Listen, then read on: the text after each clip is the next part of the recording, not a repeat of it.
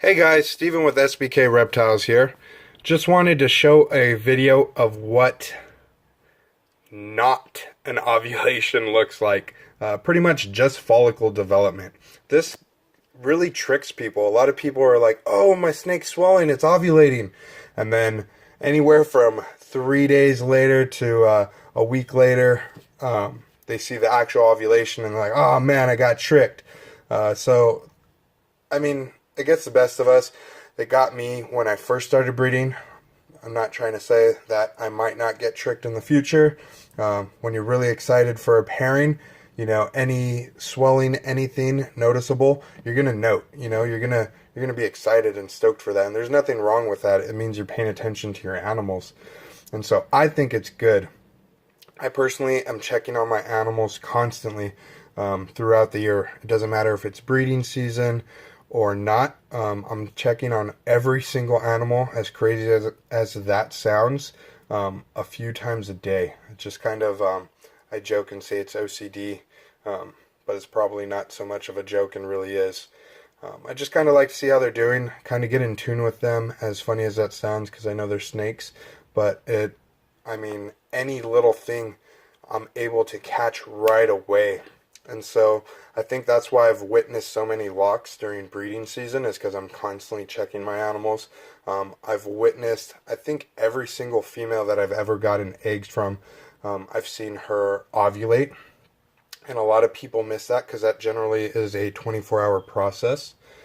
And I've caught quite a few females laying eggs. And so there's a lot of breeders that have been doing it for years, and not to knock them, they just have never caught their female laying eggs, and so they're missing it, and it's luck of the draw, I guess, because I have had females that laid eggs and I didn't even know they laid early, and I checked on them, doing my everyday checks and wasn't expecting it, but they had already finished laying. They had their entire clutch out.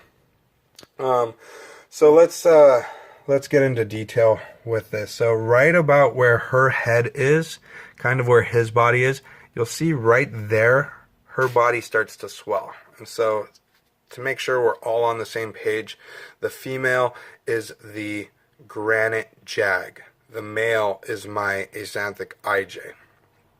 And so right about where his body is, kind of starts to swell over in this area. Right over there. And so that is simply follicle development. So that's good.